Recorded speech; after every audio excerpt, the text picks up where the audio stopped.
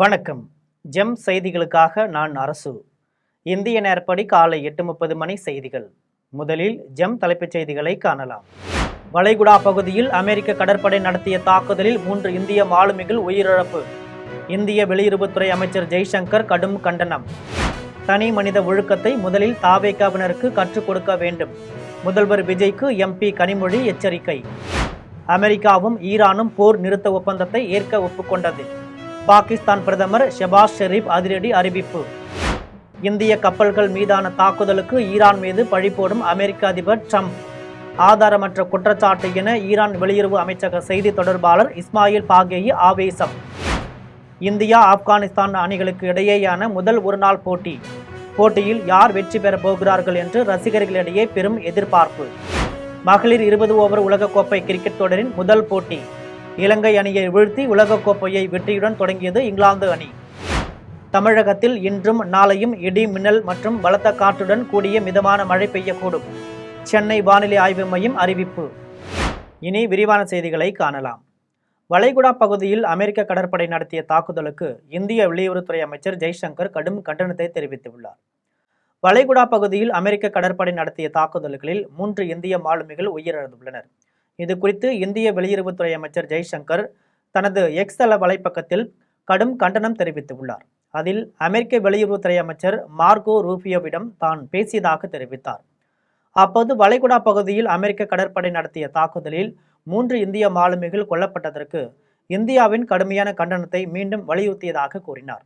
மேலும் வணிக கப்பல்கள் மீதான இத்தகைய உயிர் ஆபத்தான நடவடிக்கைகள் நியாயமற்றவை என்று தெரிவித்தார். பொதுமக்களுக்கு அறிவுரை கூறும் முதல்வர் விஜய் முதலில் தனது கட்சியினருக்கு தனி மனித ஒழுக்கத்தை கற்றுக் கொடுக்க வேண்டும் என நாடாளுமன்ற உறுப்பினர் கனிமொழி வலியுறுத்தியுள்ளார்.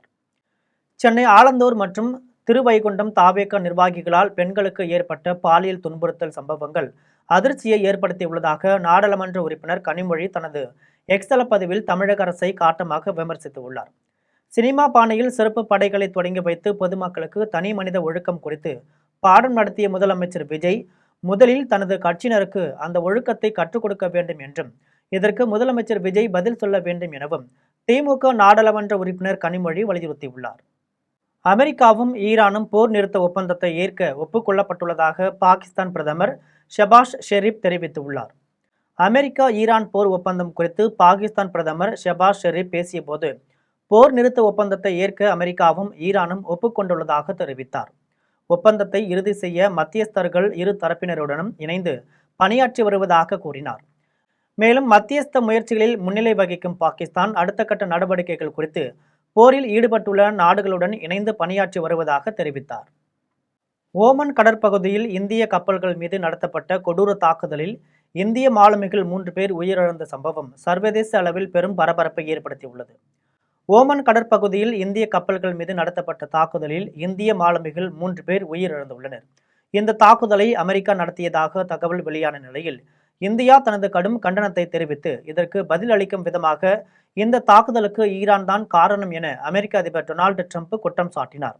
இது குறித்து பேசிய ஈரான் வெளியுறவு அமைச்சக செய்தி தொடர்பாளர் இஸ்மாயில் பாகேயி இந்திய கப்பல்கள் மீதான இந்த தாக்குதல் அமெரிக்காவின் அரசு ஆதரவிலான கடல்சார் கொள்ளைக்கு சான்றாகும் என தெரிவித்துள்ளார். மேலும் உயிரிழந்த மாலுமிகளின் குடும்பத்தினருக்கு ஈரான் தனது ஆழ்ந்த இரங்கலை தெரிவித்துள்ளதுடன் சர்வதேச சமூகம் அமெரிக்காவின் சட்டவிரோத நடவடிக்கைகளை தட்டி கேட்க வேண்டும் என்றும் வலியுறுத்தியுள்ளது. தர்மசாலாவில் இந்தியா ஆப்கானிஸ்தான் அணிகளுக்கு இடையேயான முதல் ஒருநாள் போட்டி இன்று நடைபெறவுள்ளது. இமாச்சல பிரதேச மாநிலம் தர்மசாலாவில் இந்தியா ஆப்கானிஸ்தான் அணிகளுக்கு இடையேயான முதல் ஒருநாள் போட்டி இன்று நடைபெறவுள்ளது. இந்த போட்டியில் இந்திய அணியின் கேப்டன் சுப்மன் கில் தலைமையிலான வீரர்களும் ஆப்கானிஸ்தான் அணியின் கேப்டன் ஹஷ்மந்துல்லா ஷாகிதி தலைமையிலான வீரர்களும் கலந்து கொள்ள உள்ளனர். இந்நிலையில் இன்றைய போட்டி யார் வெற்றி பெறப் போகிறார்கள் என்று ரசிகர்களிடையே பெரும் எதிர்பார்ப்பு உள்ளது. மகளிர் 20 ஓவர் உலகக்கோப்பை கிரிக்கெட் தொடரில் முதல் போட்டியில் இலங்கையை இங்கிலாந்து அணி வெற்றி பெற்றுள்ளது. பெர்மிங்கமில் மகளிர் 20 ஓவர் உலகக்கோப்பை கிரிக்கெட் தொடரின் முதல் போட்டி நடைபெற்றது. இந்த போட்டியில் இங்கிலாந்து மற்றும் இலங்கை அணிகள் மோதின. டாஸ் வென்ற இலங்கை அணி முதலில் பந்து வீச்சை தேர்வு செய்தது. இதன்படி முதலில் பேட்டிங் செய்த இங்கிலாந்து அணி 20 ஓவர்களில் 1 விக்கெட் இழப்பிற்கு 219 ரன்கள் எடுத்தது. இதில் மிகவும் அதிரடியாக விளையாடிய டேனி வயட் 105 ரன்களும் எமி ஜோன்ஸ் 53 ரன்களும் எடுத்தனர். இதையடுத்து 220 ரன்கள் எடுத்தால் வெற்றி என்ற இலக்குடன் களமிறங்கிய இலங்கை அணி 20 ஓவர்களில் 132 ரன்கள் மட்டுமே எடுத்து ஆல் அவுட் ஆனது. இதன் மூலம் இங்கிலாந்து அணி வெற்றி பெற்று உலகக்கோப்பையை வெற்றியுடன் தொடங்கியது. தமிழகத்தில் இன்றும் நாளையும் இடி மின்னல் மற்றும் பலத்த காற்றுடன் கூடிய மிதமான மழை பெய்யக்கூடும் என்று சென்னை வானிலை ஆய்வு மையம் தெரிவித்துள்ளது. தமிழகத்தில் இன்று எந்தெந்த மாவட்டங்களில் மழை பெய்யக்கூடும் என்று சென்னை வானிலை ஆய்வு மையம் அறிக்கை வெளியிட்டுள்ளது. அதில் வடக்கு கடலோர தமிழக பகுதிகளின் மேல் நிலவும் வளிமண்டல சுழற்சி வழியாக 5.8 கிலோமீட்டர் உயரத்தில் ஒரு வளிமண்டல காற்றழுத்த தாழ்வு பாதை நிலவுகிறது. இதன் காரணமாக இன்று மற்றும் நாளை மேற்கு தொடர்ச்சி மலை மாவட்டங்கள், டெல்டா மாவட்டங்கள் மற்றும் வட உள் தமிழகத்தில் ஒரு சில இடங்களிலும், காரைக்கால் பகுதிகளிலும் இடி மின்னல் மற்றும் பலத்த காற்றுடன் கூடிய மிதமான மழை பெய்யக்கூடும் என்று தெரிவித்துள்ளது. டெல்லியில் அமர்நாத் யாத்திரை ஏற்பாடுகள் குறித்து உள்துறை அமைச்சர் அமித்ஷா அதிகாரிகளுடன் ஆலோசனை மேற்கொண்டார். மத்திய உள்துறை அமைச்சர் தனது சமூக வலைதள பக்கத்தில் டெல்லியில் நடைபெற்ற அமர்நாத் யாத்திரை ஏற்பாடுகள் மற்றும் பாதுகாப்பு நடவடிக்கைகள் குறித்து பதிவிட்டுள்ளார். அதில் யாத்திரை பாதையில் பல அடுக்கு பாதுகாப்பு அமைப்பு ஏற்படுத்த வேண்டும் என ஜம்மு காஷ்மீர் காவல்துறை மற்றும் பாதுகாப்பு அமைப்புகளுக்கு அறிவுறுத்தியுள்ளதாக தெரிவித்தார். யாத்ரீகர்களின் பதிவு, தங்குமிடம், மருத்துவ வசதியை முறையாக ஏற்பாடு செய்யப்பட வேண்டும் என்று கூறினார். தொடர்ந்து வானிலை நிலைமைகளை கருத்தில் கொண்டு யாத்திரை குழுக்களை முன்கூட்டியே அனுப்பவும் அவர் உத்தரவிட்டார். குஷாத் திட்டம் இந்தியாவின் பாதுகாப்பு சூழலில் ஒரு திருப்பு முனையாக அமையும் என்று பாதுகாப்பு அமைச்சர் ராஜ்நாத் சிங் தெரிவித்துள்ளார். தெலுங்கானா மாநிலம் ஹைதராபாத்தில் பாதுகாப்பு அமைச்சர் ராஜ்நாத் சிங் நிகழ்ச்சி ஒன்றில் கலந்து கொண்டு பேசினார். அப்போது குஷாத் திட்டம் இந்தியாவின் பாதுகாப்பு சூழலில் ஒரு திருப்பு முனையாக அமையும் என்று, இது உள்நாட்டிலேயே உருவாக்கப்பட உள்ளதாக தரம் வாய்ந்த வான் பாதுகாப்பு அமைப்பு என்றும் தெரிவித்தார். டிஆர்டிஓ ஆய்வகங்கள், பாதுகாப்புத்துறை, பொதுத்துறை நிறுவனங்கள் உள்ளிட்ட துறைகள் முன் எப்போதையும் விட அதிக ஒருங்கிணைப்புடன் இணைந்து செயல்படுவதாக கூறினார். உள்நாட்டு பாதுகாப்பு தொழில்நுட்பத்தின் வளர்ச்சிக்காக டிஆர்டிஓ மீது அரசு மிகுந்த நம்பிக்கை வைத்துள்ளது என்று தெரிவித்தார். திருவண்ணாமலை விளையாட்டு விடுதியில் தேவையான அடிப்படை வசதிகள் செய்து தரப்படும் என்று அமைச்சர் ஆதவ் அர்ஜுனா உறுதியளித்துள்ளார். திருவண்ணாமலை மாவட்டம் விளையாட்டு அரங்கில் அமைச்சர் ஆதவ் அர்ஜுனா ஆய்வு மேற்கொண்டார். இந்த ஆய்வின் போது உடற்பயிற்சி கூடத்தை பார்வையிட்டார். பின்னர் அரங்கில் ஸ்கேட்டிங் விளையாடிய மாணவிகளை சந்தித்து உரையாடினார். இதன் பின்பு விளையாட்டு அரங்கில் விளையாட்டு பயிற்சிகளை மேற்கொள்ளும் மாணவிகளுடன் அமைச்சர் ஆதவ் அர்ஜுனா உரையாடினார். இந்த உரையாடலின் போது மாணவிகளுக்கு அளிக்கப்படும் பயிற்சிகள், உணவுகள், தேவைப்படும் அடிப்படை வசதிகள் குறித்து கேட்டறிந்தார்.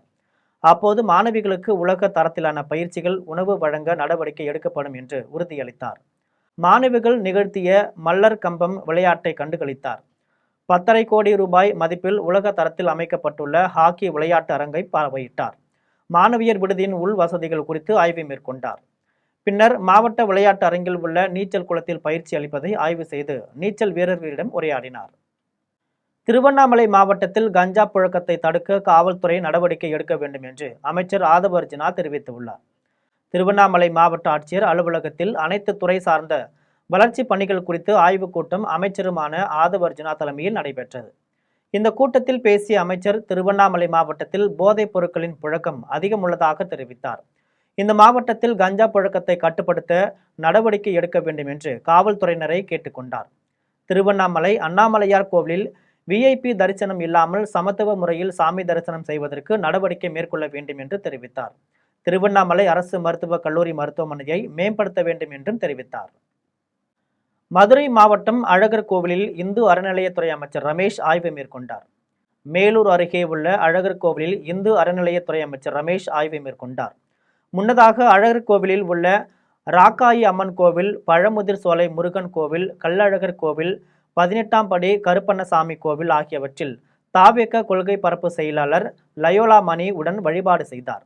அப்போது துப்புரவு பணியாளர்கள் கடந்த 10 ஆண்டுகளாக ஊதிய உயர்வு இல்லாமல் நாட்கூலியாக 250 ரூபாய் மட்டுமே வழங்கப்பட்டு வருவதாக அவரிடம் தெரிவித்தனர். இதையடுத்து அறநிலையத்துறை அதிகாரிகளை அழைத்த அமைச்சர் புதிய நிறுவனத்திற்கு ஒப்பந்தத்தை வழங்கும்படி அறிவுறுத்தினார். இதையடுத்து ஊழியர்கள் அமைச்சருக்கு நன்றி தெரிவித்தனர். கோவிலில் நடைபெற்ற டெண்டர்கள் தொடர்பாகவும் புகார்கள் எழுந்துள்ள நிலையில் கோவில் செயல் அலுவலர் அலுவலகத்தில் அமைச்சர் ரமேஷ் ஆய்வு மேற்கொண்டார். இதுல எங்களுக்கு கோயில் மூலமா சம்பளம் போட்டாலும் சந்தோஷம் தான். எங்களுக்கு இல்ல பணி நியமனம் நிரந்தரம் அந்த மாதிரி ஏதாச்சும் பண்ணி கொடுத்தாங்களும் சந்தோஷம். இப்போதைக்கு எங்களுக்கு 7,500, ஒரு நாளைக்கு 240 ரூபா கணக்கு தான் சம்பளம் கொடுத்துட்டு இருக்காங்க. அதுல பிஎஃப் பிடிக்கிறாங்க. யூனிஃபார்ம்லாம் நாங்க கையில காசு போட்டு தான் வாங்குறோம். எத்தனை பணியாளர் இருக்கு? இங்க செக்யூரிட்டில வந்து ஒரு 84 பணியாளர்களுக்கு மேல இருக்கான். உத்திரமேரூர் தெற்கு ஒன்றியத்திற்கு உட்பட்ட பல்வேறு ஊராட்சிகளில் சட்டமன்ற உறுப்பினர் முனிரத்தினம் வாக்காளர்களுக்கு நன்றி தெரிவித்தார். காஞ்சிபுரம் மாவட்டம் உத்திரமேரூர் தெற்கு ஒன்றியத்திற்கு உட்பட்ட ஓழையூர், பாலேஸ்வரம், ரெட்டமங்கலம், குன்னவாக்கம் உள்ளிட்ட 15க்கும் மேற்பட்ட ஊராட்சிகளில் வாக்களித்த வாக்காளர்களுக்கு சட்டமன்ற உறுப்பினர் முனிரத்தினம் நன்றியை தெரிவித்தார். தொடர்ந்து பொதுமக்கள் 150க்கும் மேற்பட்டவர்களிடம் கோரிக்கை மனுக்களை பெற்றார். இதையடுத்து ஆனம்பாக்கம் ஊராட்சியில் குடிநீர் பிரச்சனை அதிகமாக நிலவி வருவதால் பொதுமக்கள் கோரிக்கை வைத்ததை தொடர்ந்து பொதுமக்கள் முன்னிலையில் வட்டார வளர்ச்சி அலுவலர் நேரடியாக வரவழைத்து குடிநீர் பிரச்சனையை தற்காலிகமாக தீர்த்து வைத்தார். மேலும் இது குறித்து நிரந்தர தீர்வு தர வேண்டும் என மாவட்ட ஆட்சியரிடம் வலியுறுத்தினார். கோவிந்தபுரத்தில் இருசக்கர வாகன விபத்தில் காயமடைந்தவர்களை சட்டமன்ற உறுப்பினர் கோவி செழியன் மீட்டு ஆம்புலன்ஸ் மூலம் மருத்துவமனைக்கு அனுப்பி வைத்த சம்பவம் அப்பகுதியில் நெகிழ்ச்சியை ஏற்படுத்தியுள்ளது. மயிலாடுதுறை மாவட்டம் கடலங்குடியை சேர்ந்த அருண்குமார் கும்பகோணம் மயிலாடுதுறை சாலை கோவிந்தபுரம் அருகே இருசக்கர வாகனத்தில் சென்று கொண்டிருந்தார். அப்போது நீர்வள ஆதாரத்துறை ஆய்வாளர் பாலசந்தர் இருசக்கர வாகனத்தில் சாலையை கடக்க முயன்ற போது இரு வாகனங்களும் மோதி விபத்து ஏற்பட்டது. இந்த விபத்தில் இருவரும் காயமடைந்த நிலையில் அப்பகுதியில் வந்த சட்டமன்ற உறுப்பினர் கோவி செழியன் மற்றும் பொதுமக்கள் அவர்களை மீட்டனர். பின்னர் இருவரும் ஆம்புலன்ஸ் மூலம் அரசு மருத்துவமனைக்கு அனுப்பி வைக்கப்பட்டனர். இச்சம்பவம் குறித்து திருவிடைமருதூர் போலீசார் விசாரணை நடத்தி வருகின்றனர். தஞ்சாவூர் மாவட்டம் திருவிடைமருதூரில் நடைபெற்ற முகாமில் அண்ணாமலை தொடங்கியுள்ள இயக்கத்தில் ஏராளமானோர் இணைந்தனர். வி த லீடர்ஸ் என்னும் பெயரில் அண்ணாமலை தொடங்கியுள்ள இயக்கத்தில் இதுவரை 20 லட்சம் பேர் இணைந்துள்ளனர். தஞ்சாவூர் மாவட்டத்தில் திருவிடைமருதூரில் உறுப்பினர் சேர்ப்பு முகாம் தொடங்கியது. இதில் ஏராளமானோர் ஆர்வத்துடன் பங்கேற்று தங்களை அண்ணாமலை இயக்கத்தில் இணைத்துக் கொண்டனர். மேலும் திமுக ஒன்றிய வழக்கறிஞர் அணி துணை அமைப்பாளராக இருந்த செல்வகுமார் என்பவர் திமுகவிலிருந்து விலகி தன்னை அண்ணாமலை இயக்கத்தில் இணைத்துக் கொண்டார். நடந்து முடிந்த சட்டமன்ற தேர்தலில் திருவிடைமருதூர் தொகுதியில் தமிழக வெற்றி கழகம் 2ஆம் இடம் பெற்றிருந்தது. இந்த தொகுதியில் அண்ணாமலையின் இயக்கத்தில் ஏராளமானோர் இணைந்து வருகின்றனர். டெல்டா மாவட்டங்களை வறட்சி மாவட்டங்களாக அறிவிக்க வேண்டும் என தமிழக வாழ்வுரிமை கட்சியின் தலைவர் வேல்முருகன் வலியுறுத்தியுள்ளார். தமிழக வாழ்வுரிமை கட்சியின் தலைவர் வேல்முருகன் தனது சமூக வலைதள பக்கத்தில் டெல்டா மாவட்டங்கள் வறட்சி குறித்து பதிவிட்டுள்ளார். அதில் கடந்த ஆண்டு மேட்டூர் அணையிலிருந்து ஜூன் 12ஆம் தேதி தண்ணீர் திறக்கப்பட்டு வந்த நிலையில் இந்த ஆண்டு காவிரியில் தண்ணீர் திறக்கப்படாததால் குறுவை சாகுபடி கடுமையாக பாதிக்கப்பட்டுள்ளது என்று தெரிவித்தார். ஒரு ஏக்கருக்கு 40,000 ரூபாய் செலவு செய்துள்ள விவசாயிகள் உற்பத்தி செலவை கூட பெற இயலாத நிலையில் உள்ளனர் என்று கூறினார். எனவே காவிரி பாசனத்திற்கு உட்பட்ட டெல்டா மாவட்டங்களை வறட்சி பாதித்த மாவட்டங்களாக அரசு அறிவித்து வறட்சி நிவாரணத் தொகையை வழங்கி விவசாயிகளை காப்பாற்ற வேண்டும் என்று வலியுறுத்தினார். போரை தடுக்க இந்தியா உறுதியான நிலைப்பாடு எடுத்திருந்தால் உயிரிழப்புகளை தவிர்க்க முடிந்திருக்கும் என சமாஜ்வாடி கட்சி தலைவர் அகிலேஷ் யாதவ் குற்றம் சாட்டினார். இந்திய அரசு போரை நிறுத்தியிருந்தால் பிரதமர் விஸ்வகுரு என போற்றப்பட்டிருப்பார் என சமாஜ்வாடி கட்சி தலைவர் அகிலேஷ் யாதவ் தெரிவித்துள்ளார். உத்தரப்பிரதேச மாநிலம் காஸ்கஞ்சில் சமாஜ்வாடி கட்சி தலைவர் அகிலேஷ் யாதவ் செய்தியாளர்களை சந்தித்து பேசினார். அப்போது ஓமன் கடற்கரை மற்றும் ஹோர்முஸ் ஜலசந்தி அருகே நடந்த தாக்குதலில் 3 இந்திய மாலுமிகள் உயிரிழந்தது துயரமானது என்று அவர் கூறினார். இந்த சம்பவம் இந்தியாவின் வெளியுறவு கொள்கையில் ஏற்பட்ட தவறின் விளைவாகும் எனவும் அவர் விமர்சித்தார். போரை தடுக்க இந்தியா உறுதியான நிலைப்பாடு எடுத்திருந்தால் உயிரிழப்புகளை தவிர்க்க முடிந்திருக்கும் என்றும் குற்றம் சாட்டினார்.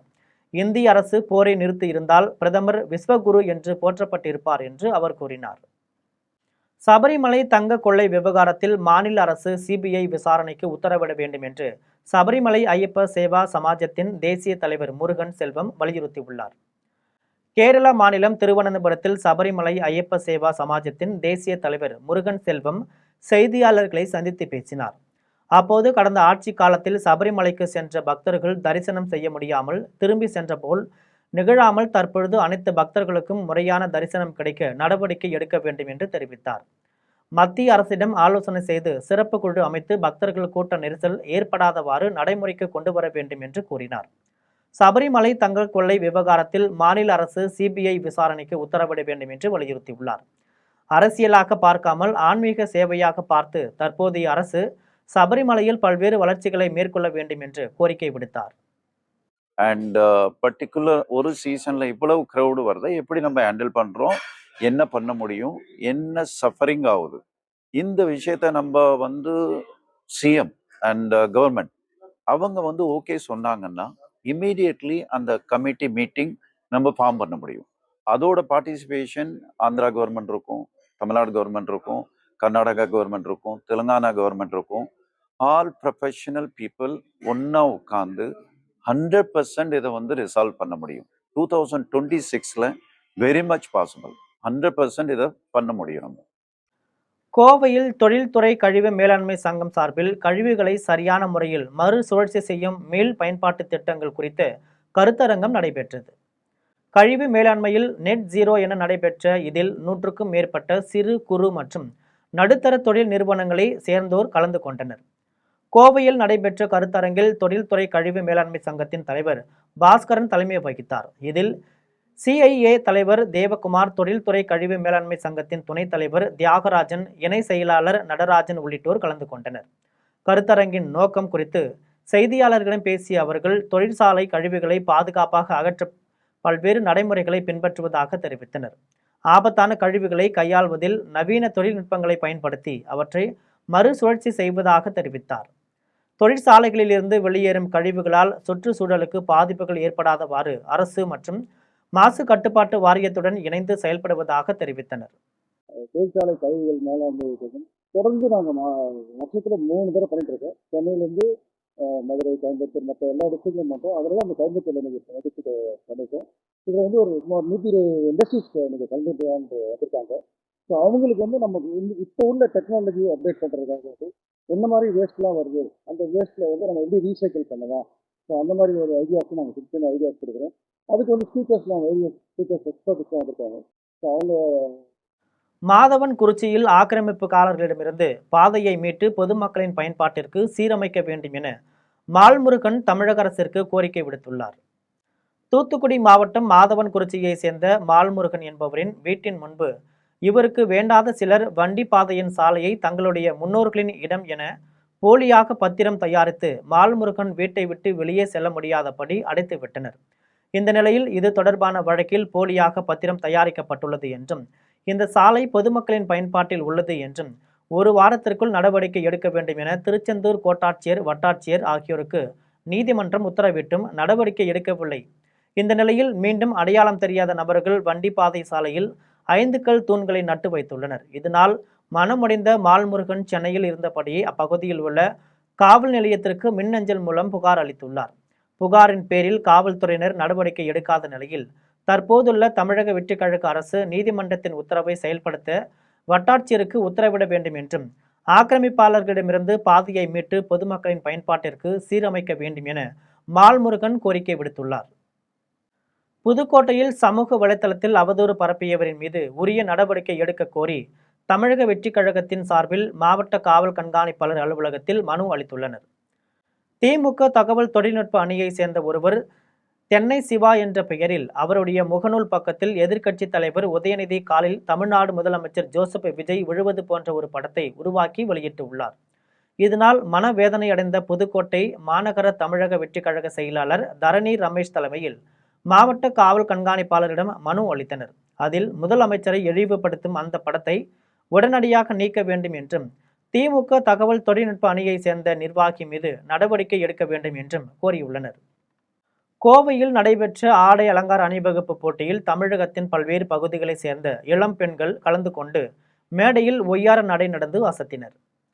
கோவை அவினாசி சாலையில் உள்ள நட்சத்திர ஹோட்டலில் குயின் மற்றும் பிரின்சஸ் சார்பில் இளம் பெண்களின் திறமைகள், தன்னம்பிக்கை மற்றும் ஆடை அலங்கார திறன்மைகளை வெளிப்படுத்தும் வகையில் அழகி போட்டி மற்றும் ஆடை அலங்கார அணிவகுப்பு நிகழ்ச்சி நடைபெற்றது. நிகழ்ச்சியில் தமிழகத்தின் பல்வேறு மாவட்டங்களை சேர்ந்த ஏராளமான இளம் பெண்கள் பங்கேற்றனர். பல்வேறு சுற்றுகளாக நடைபெற்ற போட்டியில் நவீன மற்றும் பாரம்பரிய ஆடை வடிவங்களில் மேடை ஏறிய போட்டியாளர்கள் தங்களது தனித்துவமான திறமைகளை வெளிப்படுத்தி அசத்தினர். நிகழ்ச்சியின் சிறப்பு விருந்தினராக நடிகை ஹன்சிகா மோத்வானி கலந்து கொண்டு போட்டியாளர்களை உற்சாகப்படுத்தினார். போட்டியின் இறுதியில் பல்வேறு பிரிவுகளில் வெற்றி பெற்றவர்களுக்கு நடிகை ஹன்சிகா மோத்வானி பரிசு கோப்பைகள் மற்றும் சிறப்பு பரிசுகளை வழங்கி கௌரவித்தார். நிகழ்ச்சியில் ஃபேஷன் துறை பிரபலங்கள், தொழில் அதிபர்கள், சமூக ஆர்வலர்கள் உட்பட ஏராளமான பார்வையாளர்கள் கலந்து கொண்டனர். கோயம்புத்தூரில் ராவ் மருத்துவமனை ரோட்டரி கிளப் ஆஃப் சார்பில் பெண்களுக்கான புற்றுநோய் விழிப்புணர்வு நிகழ்ச்சி நடைபெற்றது. அழகி போட்டிகளை நடத்தி வரும் Queen Coimbatore Princess Coimbatore Fashion Collective Coimbatore நிறுவனம் மற்றும் ராவ் மருத்துவமனை, ரோட்டரி கிளப் ஆஃப் கோயம்புத்தூர் ஆகியவை இணைந்து பெண்களுக்கான மார்பக புற்றுநோய், கர்ப்பப்பை வாய் புற்றுநோய் குறித்து விழிப்புணர்வு ஏற்படுத்தும் வகையில் அதனை தடுப்பு நடவடிக்கைகள் குறித்து ஆரம்ப கட்டத்திலேயே கண்டறிதல் குறித்தும் சமூக நல முயற்சியை தொடங்கியுள்ளது.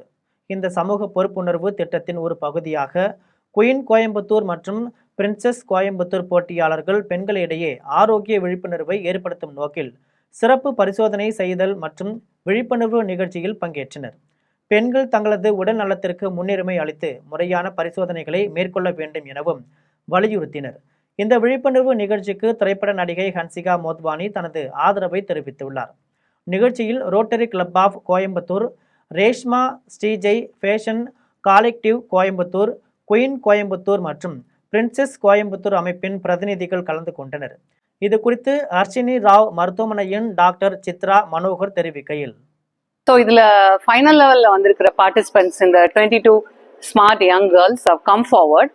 ஸோ அவங்க வந்து இந்த பிரெஸ்ட் அண்ட் சர்விக்கல் கேன்சர் ஸ்க்ரீனிங்கை வந்து பண்ணிக்கிறது மூலம் இந்த இங்கே இருக்கிற எல்லா விமனுக்கும் அந்த டேபுவை ரிமூவ் பண்ணி ப்ரிவென்டிவ் ஹெல்த் வந்து ரொம்ப இம்பார்ட்டன்ட். நீங்கள் வந்து ஏர்லியராக டிடெக்ட் பண்ணி ஸ்க்ரீன் பண்ணிக்கிறதுனால நீங்கள் வந்து உங்களோட ஹெல்த்தை வந்து பத்திரமா பார்த்துக்க முடியும். ராணிப்பேட்டை மாவட்ட புகைப்படம் மற்றும் ஒளிப்படம் எடுக்கும் தொழிலாளர்கள் நல சங்கம் சார்பில் புகைப்பட கலைஞர்களுக்கு சிறப்பு பயிற்சி முகாம் நடைபெற்றது. ராணிப்பேட்டை மாவட்டம் புகைப்படம் மற்றும் ஒளிப்படம் எடுக்கும் தொழிலாளர்கள் நல சங்கம் சார்பில் புகைப்பட கலைஞர்கள் மற்றும் ஒளிப்பதிவாளர்களுக்கு சிறப்பு பயிற்சி முகாம் அரக்கோணத்தில் உள்ள தனியார் திருமண மண்டபத்தில் ராணிப்பேட்டை மாவட்ட தலைவர் சேகர் தலைமையில் நடைபெற்றது. இந்நிகழ்ச்சியில் நிகான் நிறுவனத்தின் சார்பில் பிரேம்குமார், பிரபு மோகன் உள்ளிட்ட பலர் புகைப்பட கலைஞர்கள் பயிற்சி அளித்தனர். இவ்விழாவில் ராணிப்பேட்டை மாவட்ட பொருளாளர் சதீஷ், நகர செயலாளர் ரகுபதி மற்றும் ஆற்காடு, பணப்பாக்கம், சோளிங்கர் உள்ளிட்ட பல்வேறு ஊர்களை சேர்ந்த புகைப்பட கலைஞர்கள் ஏராளமானோர் கலந்து கொண்டனர். தஞ்சை மாவட்டம் திரிலோகி நெடுந்திடல் கிராமத்தில் உள்ள அரசு மருத்துவமனையில் நடைபெற்ற இரத்த தான முகாமை ராக தமிழ் குடும்பத்தினர் சிறப்பாக செய்திருந்தனர். தஞ்சை மாவட்டம் திருநோக்கி நெடுந்திடல் கிராமத்தில் உள்ள அரசு ஆரம்ப சுகாதார நிலையத்தில் மாபெரும் இரத்த தான முகாம் நடைபெற்றது. விமோசனம் விழிப்புணர்வு இயக்க நிறுவனர் திருவடிக்குடில் சுவாமிகள் குத்துவிளக்கேற்றி முகாமை தொடங்கி வைத்தார். தொடர்ந்து ஏராளமானோர் இரத்த தானம் வழங்கினர். மேலும் முகாமில் பங்கேற்றவர்களுக்கு சர்க்கரை மற்றும் இரத்த அழுத்தம் பரிசோதனைகள் இலவசமாக செய்யப்பட்டது. இந்நிகழ்ச்சியில் பல்வேறு கட்சிகளை சேர்ந்த நிர்வாகிகள், கோனுலாம்பள்ளம் அரசு மருத்துவமனை மருத்துவர் மற்றும் செவிலியர்கள் உள்ளிட்ட பலர் கலந்து கொண்டனர். ஏற்பாடுகளை ராக தமிழ் குடும்பத்தினர் செய்திருந்தனர். கோவையில் நடைபெறும் ஆசிய ஜுவல்ஸ் நகை கண்காட்சியில் 50க்கும் மேற்பட்ட முன்னணி நிறுவனங்கள் பங்கேற்றுள்ளன. கோவை அவினாசி சாலையில் உள்ள விடுதியில் ஆசியா ஜுவல்ஸ் என்னும் பெயரில் தொடங்கியுள்ள நகை கண்காட்சி ஜூன் 14ஆம் தேதி வரை நடைபெற உள்ளது. இந்த கண்காட்சியில் சென்னை, கோவை, மும்பை, டெல்லி, பெங்களூர், ஜெய்ப்பூர், ஹைதராபாத், ஜோத்பூர் ஆகிய நகரங்களை சேர்ந்த 50க்கும் மேற்பட்ட முன்னணி நகை வடிவமைப்பாளர்கள் தங்கள் படைப்புகளை காட்சிப்படுத்தியுள்ளனர். தங்கம், வைரம், பிளாட்டினம் நகைகள் இக்கண்காட்சியில் அறிமுகம் செய்யப்பட உள்ளன. ஒரே இடத்தில் நாட்டின் பல்வேறு மாநிலங்களின் பாரம்பரிய மற்றும் சமகால நகை வடிவமைப்புகளை பார்வையிடவும் தேர்வு செய்யவும் இக்கண்காட்சி ஒரு முக்கிய வாய்ப்பாக அமைந்துள்ளதாக இதன் ஏற்பாட்டாளர்கள் தெரிவித்துள்ளனர். காஞ்சிபுரத்தில் இரவு நேரத்தில் மின்வெட்டால் வீடுகள் இருளில் மூழ்கியதால் பொதுமக்கள் வீடுகளை விட்டு வீதிகளுக்கு வரும் நிலைக்கு தள்ளப்பட்டு உள்ளனர். காஞ்சிபுரம் ஏகாம்பரநாதர் கோவில் தெரு, பாண்டவ பெருமாள் கோவில் தெரு உள்ளிட்ட பகுதிகளில் இரவு நேரத்தில் அடிக்கடி மின்வெட்டு ஏற்படுகிறது. வீடுகளில் இருட்டாக இருந்ததால் பொதுமக்கள் தங்களின் வீட்டின் வாயிலில் அமர்ந்திருந்தனர். பலர் சாலை ஓரத்திலேயே படுத்து உறங்கும் நிலைக்கு தள்ளப்பட்டுள்ளனர். குழந்தை குட்டிகளோடு தெருவில் அமர்ந்தவாறு கைகளில் விசிறிகளை கொண்டு வீசியபடி அமர்ந்திருந்தனர். கருணாநிதி ஆட்சி காலத்தில் இதேபோல கடுமையான மின்வெட்டு நிலவியதை நினைவு கூர்ந்த பொதுமக்கள் அதே போன்ற நிலை இப்போதைய தாவேக ஆட்சியிலும் நிலவுவதாக தெரிவித்தனர். முத்துலாபுரம் ஆற்று பாலத்தின் குறுக்கே உயர்மட்ட பாலம் கட்டப்பட்டு வரும் நிலையில் அங்கு ஏற்பட்டுள்ள பெரும் பள்ளத்தால் வாகன ஓட்டிகள் கடும் அவதிக்குள்ளாகியுள்ளனர். தூத்துக்குடி, மதுரை இடையில் தேசிய நெடுஞ்சாலை கடந்த 2007ஆம் ஆண்டு அமைக்கப்பட்டது. இச்சாலை வழியாக தினந்தோறும் சுமார் 1000க்கும் மேற்பட்ட கனரக, லகுரக வாகனங்கள் பயணிக்கின்றன. எட்டயபுரத்தை அடுத்து உள்ள இச்சாலையில் முத்தலாபுரம் ஆற்று பாலத்தின் குறுக்கே தெற்கிலிருந்து வடக்கு நோக்கி உயர்மட்ட பாலம் கட்டப்பட்டுள்ளது.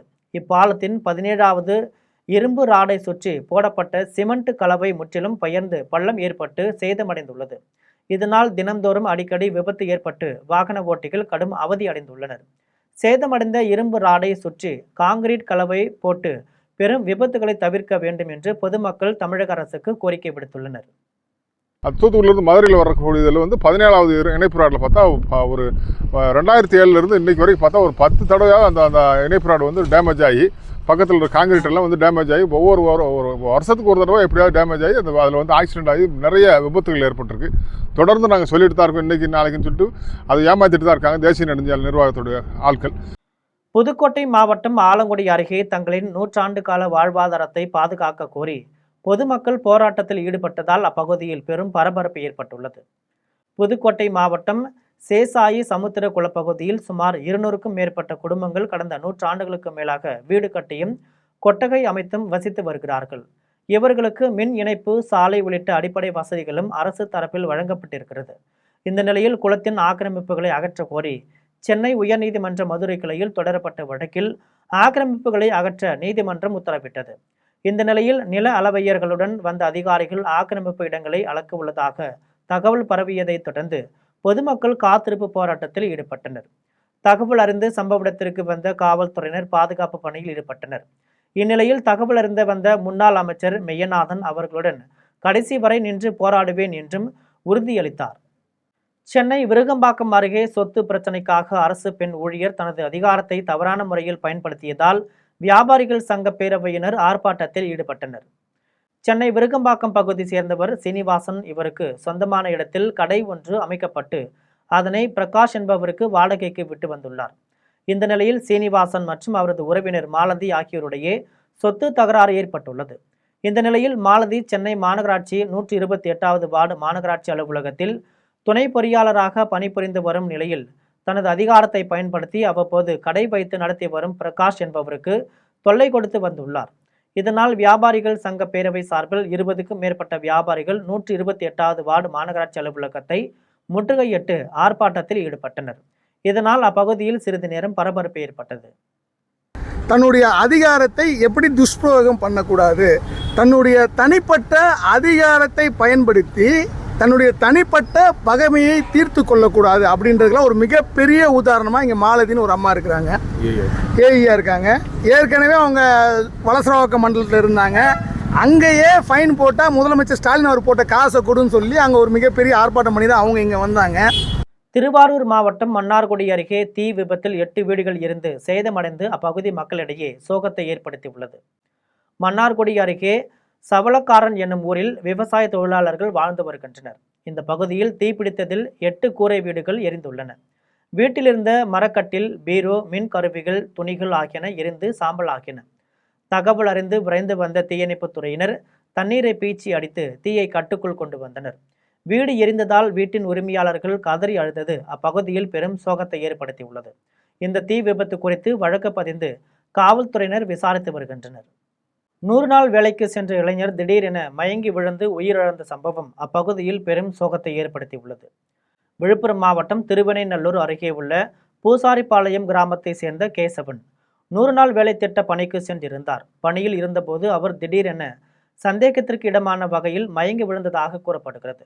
உடனடியாக சக தொழிலாளர்கள் அவரை மீட்டு அருகில் உள்ள மருத்துவமனைக்கு கொண்டு சென்றனர். அங்கு அவரை பரிசோதித்த மருத்துவர்கள் அவர் ஏற்கனவே உயிரிழந்து விட்டதாக தெரிவித்தனர். இந்த சம்பவம் தொடர்பாக திருவெண்ணெய்நல்லூர் காவல்துறையினர் வழக்கு பதிவு செய்து தீவிர விசாரணை மேற்கொண்டு வருகின்றனர். நியூசிலாந்து கிரிக்கெட் அணியின் முன்னாள் கேப்டன் கேன் வில்லியம்சன் சர்வதேச கிரிக்கெட்டிலிருந்து ஓய்வு பெறுவதாக அறிவித்துள்ளார்.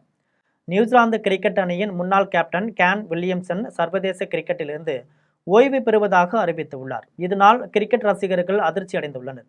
இது தொடர்பாக கேன் வில்லியம்சன் பேசிய போது ஓய்வு பெறுவதற்கான சரியான தருணம் தற்பொழுது வந்துள்ளது என்று நியூசிலாந்து கிரிக்கெட் அணி தான் மிகவும் நேசிக்கும் ஒரு அணி என்று தெரிவித்தார்.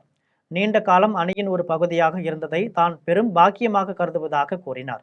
நியூசிலாந்து அணிக்காக கிரிக்கெட் வீரர் கேன் வில்லியம்சன் 378 போட்டிகளில் விளையாடி 48 சதங்கள் மற்றும் 6 இரட்டை சதங்கள் உட்பட மொத்தம் 19,346 ரன்களை குவித்துள்ளார். மேலும் நியூசிலாந்து அணிக்காக சர்வதேச அளவில் அதிக ரன்கள் எடுத்த வீரராக தனது பயணத்தை நிறைவு செய்துள்ளார். மீண்டும் ஜம் தலைப்புச் செய்திகள். வளைகுடா பகுதியில் அமெரிக்க கடற்படை நடத்திய தாக்குதலில் 3 இந்திய மாலுமிகள் உயிரிழப்பு. இந்திய வெளியுறவுத்துறை அமைச்சர் ஜெய்சங்கர் கடும் கண்டனம். தனி மனித ஒழுக்கத்தை முதலில் தாவேகாவினருக்கு கற்றுக் கொடுக்க வேண்டும். முதல்வர் விஜய்க்கு MP கனிமொழி எச்சரிக்கை. அமெரிக்காவும் ஈரானும் போர் நிறுத்த ஒப்பந்தத்தை ஏற்க ஒப்புக்கொண்டது. பாகிஸ்தான் பிரதமர் ஷெபாஸ் ஷெரீப் அதிரடி அறிவிப்பு. இந்திய கப்பல்கள் மீதான தாக்குதலுக்கு ஈரான் மீது பழிபோடும் அமெரிக்க அதிபர் ட்ரம்ப்.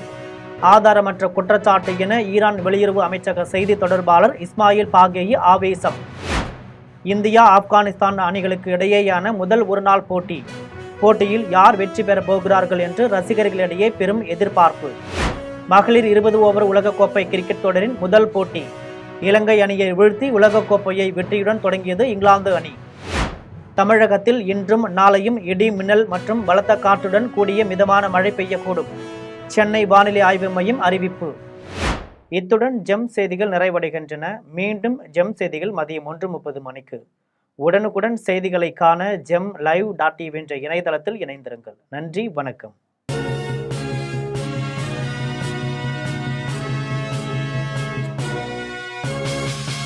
உடனுக்குடன் அப்டேட் தெரிந்து கொள்ள ஜெம் டிவி தமிழ் ஆப்பை இன்ஸ்டால் செய்யவும்.